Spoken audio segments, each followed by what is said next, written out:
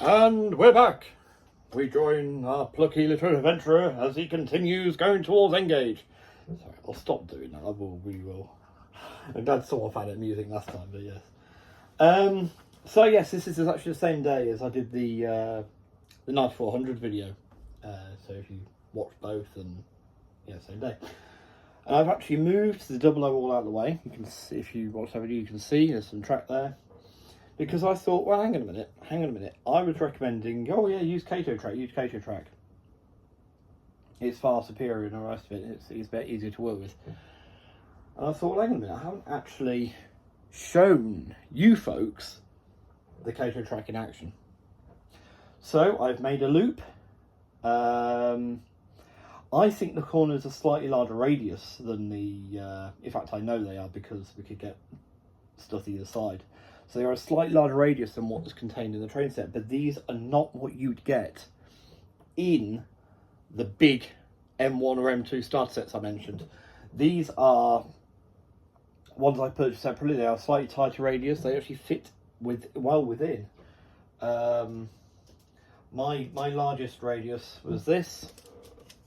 When I had it set up as a double track, that will fit inside this one. This one will fit inside what you get with the M1 set.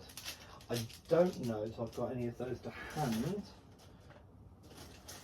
This is not being prepped for a video, is it? But they are pretty enormous. They fit on the table still, but you know, they are too big for the space I've got here. So basically, with this track, in regards to derailments, now I have it's all books and things for another grab one to show you. No, we can, because there's one in there. I have a classic Japanese steam engine called an 8620. I have 4 of these. 4, you say? 4? Yes, well, they were quite famous for a triple-headed freight train on the, oh, blimey, memory now. It's not so much memory as the pronunciation as such, the Hanawa line. And then Sandy sort of wanted 3 for that because they did the set for the train that they used to pull. So I wanted the 3 of that. And then they released this one, which pulls a heritage service these days.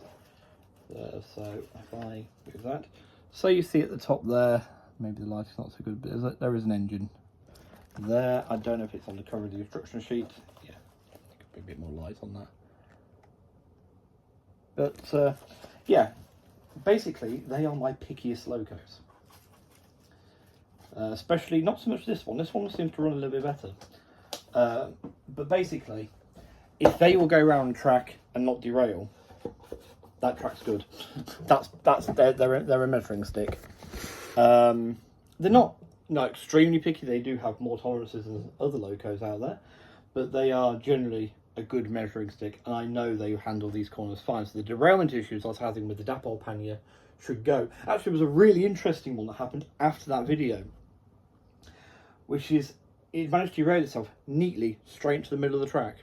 So you had 2 wheels in, one set of wheels in the middle of the rails, and you were so obviously on the outside, but it was very neatly just straight on the straight piece of track. It was, how have you managed that?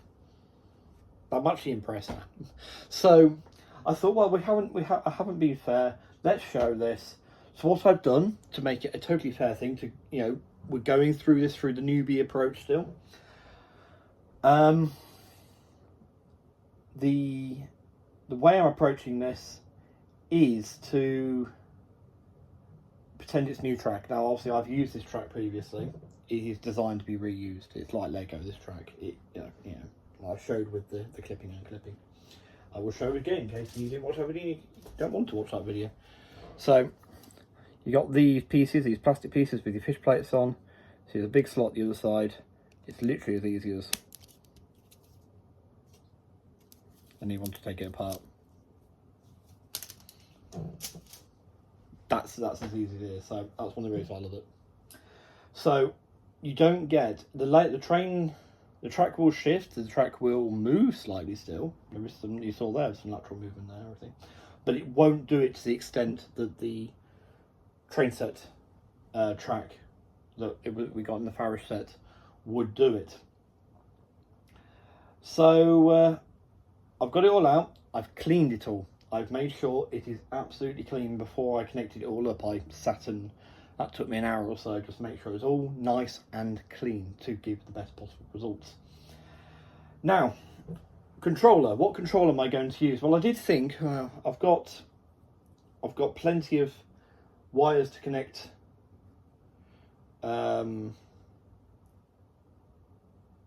one of these to the, because I've got it going into one of the special track power pieces there. So it's basically a little slot, and you slot the wire, has a grey connector on it, and you slot that in underneath the track, and that's the that provides power to this from this controller. Now I've got some of those with some bare wires at the end. I could have done a quick solder job to the train sets. One, we could use the Farage controller again, but I thought no, if you buy the M1 or M2, you'll get one of these. This is the Kato SX power pack. It's got a rather nice representation like a train. You've got a proper sort of reverser for your fronts and backs, and then a nice little handle there for your power. Now, I read a while ago that you shouldn't use these with UK trains, and I shared that information out as much as possible. However, around Christmas time, when I was running if you go out of Fantasyland again for a minute, I was running the other locos, they all worked really nicely with it.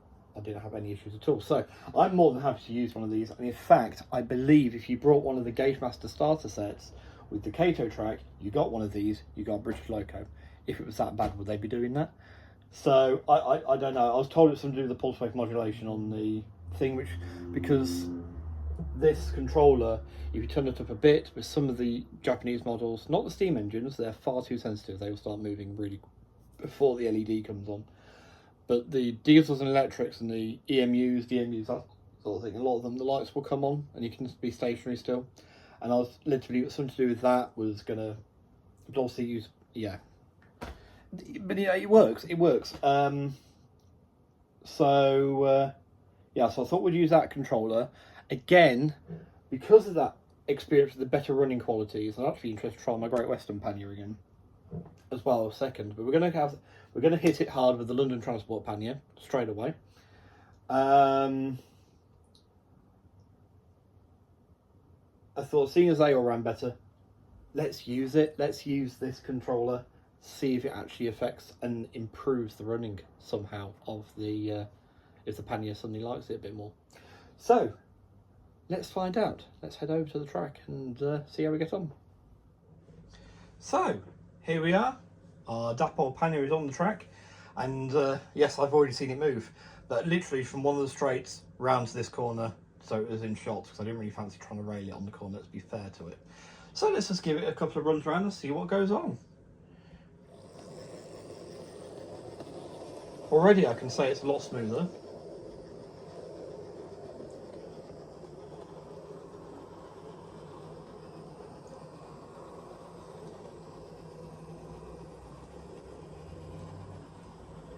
No derailments yet.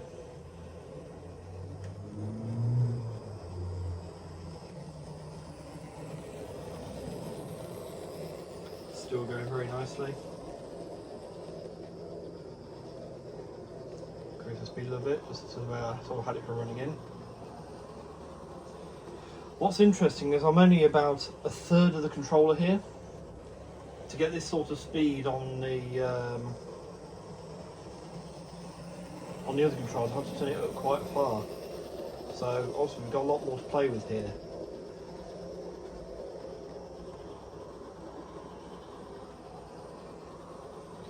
And just like that, there's nothing wrong with it really, is there? What's wrong with that engine? Now I was ready to contact the model shop and go, hey, this thing's not running right. Let's say, look at this. The difference being, to my mind, the Kato track, the Kato controller. Or Kato if you prefer. Yeah. What's wrong with that? I'm happy to put a goods train behind that. Or some passenger coaches or something like that. Just just watch it go around all day. There is nothing wrong with that engine.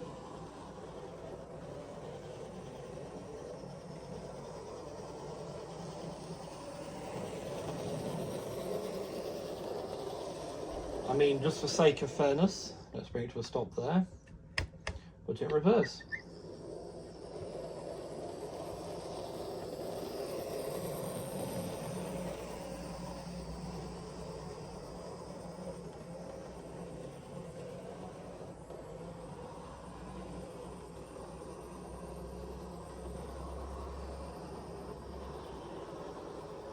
I would actually feel confident to leave this running in, give it another hour in each direction, and leave the room and go and I've just heard the washing machine finish, for example. I'd be happy to go and put the duvet that I've washed this morning out on the line and leave this running in. I would trust it to.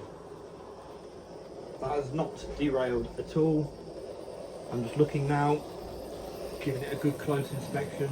No, all those wheels are on the track quite happily.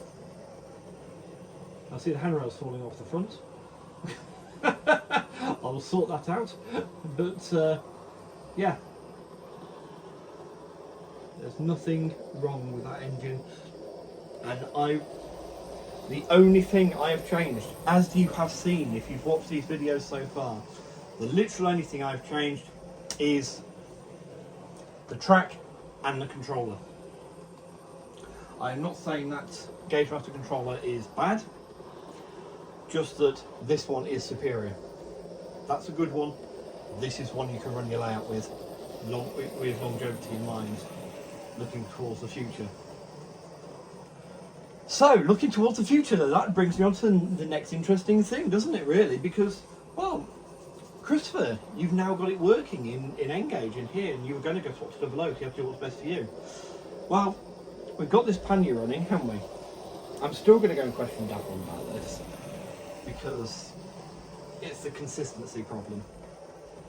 Do they have plans to sort the consistency out? Do they get them, make sure that they're all decent runners? I appreciate, I've heard other manufacturers talk about basically the factory will send you this amount. They could actually be different to the ones they send you as samples, not quite as good as the samples they send you. And you're in a bit of a stuff situation there, unless you test each one before you send it out. Which is cost, it's extra cost for you that would be put onto you and me. They've got to pay their staff, you know? This is what one of my other hobbies, Warhammer, you know, the Games Workshop stuff. Anthony Dodge has recently done a cracking video looking at his wargaming pieces. But one of the big complaints in the community for Warhammer is the cost of the items.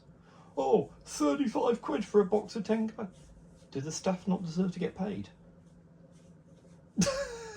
Things are going up, inflation, you know, these are not, you know, essential items. They're essential for our well-being in a way, you could argue that, but you don't need it, in theory, to live, like a lot of things, you know? So, it would be a cost put on to us, but personally, these come in analogue, full price, about £99. I would be prepared myself, I think, it's just me talking for myself, to pay that a little bit more if I know someone's tested it. So what can we do? You make sure you ask whatever shop you get it from, can I see this run please? Can we test this please?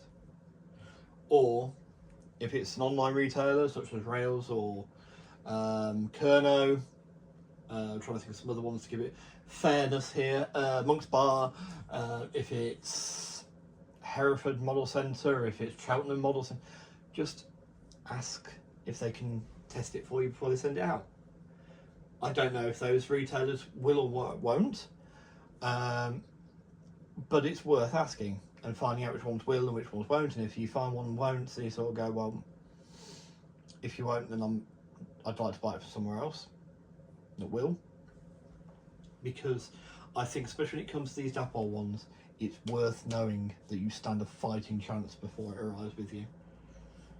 Okay, so yes, with regards to Christopher doing a Great Western Railway, well, it's interesting now, because basically, I've got some thinking to do. I've got to go and see. As I said in the big Panya video, in case you're an engager, you're not really into 00 at all, so you won't watch that one. I was always intending to go to Tingstill to sort of just go and talk to, politely, and it is intentionally politely. And if this video was to be shared with any of said manufacturers, Dapol, I want to love you. I do want to love you. We can. I want to believe in your products, and it won't be a camera in the face, answer me on the spot sort of thing. It will just be a case of I've got some questions. Is there a reason behind this? Do you know what the reason behind that is? Is there anyone who can tell me? Who do I contact to find out these answers maybe? And then once I've found them out, I will share them with you folks.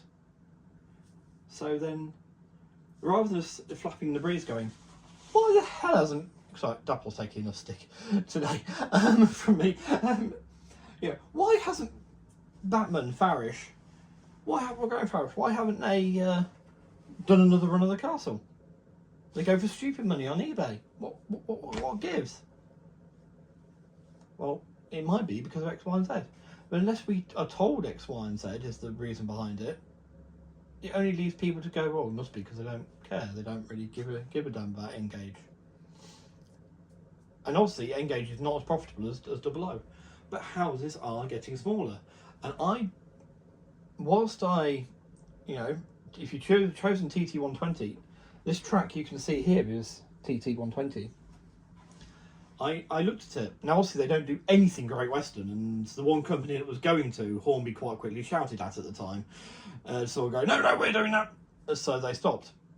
And the net result is we are, 3 years in or so? 3-4 years in nearly. And there is still no Great Western engine available, but we've got an A4 and A3 J50 coming. Class 50s, HSTs. Now, the diesels I'd ignore, but the 66 on the way and the 08 because, that's another people's passion. And it's kind of nice, I suppose, on the one hand, yes, the LNR is getting everything, and we've got the Duchess now. Duchess, no Ginty. See what I mean? It would be nice, I think, if the initial release, this is just my stupid mind working, if you like, initial release had one of each of the big four steam locos represented. Obviously the A3s, A4s, one of those two is always going to grab attention, and I don't actually blame for doing both.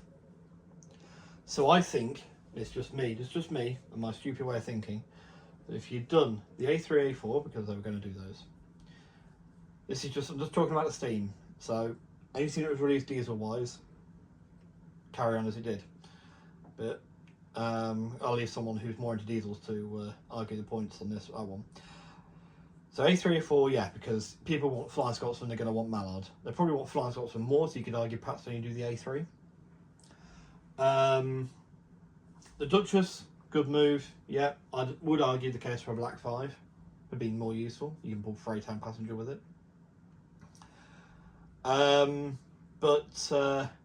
Then a Southern Loco of some sort. Thinking about a King Arthur, Spam Can. One of the Light Pacifics in its original form. And maybe for the Great Western, yes, a Hall would be good. Halls are great because they're named. They're mixed traffic engines, but they're named. So they appeal to people. Obviously, Castles and Kings are really big attention grabbers. But I think if they were going to release, and obviously this is extra strain at the time of release, in the initial runs and everything, if a smaller engine is more convenient, that would have been the time to put the pannier out. A pannier or a Colic Goods, a Dean Goods. These things, Hornby's had the Dean Goods in their range ranges. They then added Oxford Rail to their empire, who had a Dean Goods. So, the R&D really, in theory, should be there already for those engines. Obviously, it's just scaling down to TT120. So I think that's where TT120 is a bit of a failure here. On that basis, I think it failed at the beginning. I hope it gets better. I hope it improves for those who have chosen TT120. Fill your boots, guys. Folks, fill your boots, because I'm sure it's going to be a great scale. Now, a little bit unfairly on TT120 is one thing it doesn't have is a decent second-hand market yet, because there isn't enough to really go about. You can get most things new, and yeah, people are still getting into it, so there's not really a second-hand. Engage there is, and because it's been around longer, you can get carriage in wagons a bit cheaper for a start. The main thing, obviously, the locomotives you can do, but obviously you run the risks. But you, at shows, take a 9-volt battery with you. Ask you don't mind if I just quickly test this with the battery. Yeah. In fact, let's get this engine running while I'm wittering away there. But yeah, so with the fact that houses are getting smaller, obviously TT120 would seem like a good option, but I really do think that Engage is still the superior one for this, because of the extra amount you can get in, because there's already a wealth of knowledge out there for Engage. It needs to be tapped into, it needs to be put out there more, and that's what I'm hoping to do here. So I do believe in this gauge. Engage is very popular in Japan because of its space saving ability. This is the whole, I mean, we should count ourselves lucky, but this is part of the reason, as I understand it, why Kato track is designed to come apart. It's like a bit like a Lego set in a way, in that regard. Because some folks, some houses, some apartments and that, particularly think about inner city Tokyo and that, they don't have room for a permanent layout. It literally is. They want to play with their trains. They've got to set it up temporarily like this, put some buildings out and play trains, and then put it all away again. So we should count ourselves lucky, as a lot of our houses still have the room to do that. But here, you know, we've got a pannier tank going around a loop. I could not do that in Double O in the same space. I couldn't do that in TT120 in the same space. But this loop would look just as good with the Class 31 going around it, which is obviously double the size of this pannier. So, yeah, this is why I believe. So let's move forwards together, and Christopher will look at something Engage. Now I'm going to measure up. What I'm going to do is I'm going to measure up the space here, around where the phone's currently sitting, right to the wall. Just have a bit of a scrub here, because I see it's just stopping here a little bit.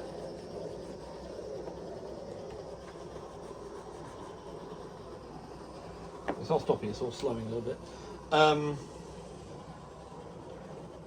yeah, still did. Oh well. Anyway, yeah, measure at this space here and look at getting some proper little baseboard set up for that, because we'll actually have more room either side of the track as well. And I think for now, a simple Engage layout like that, just to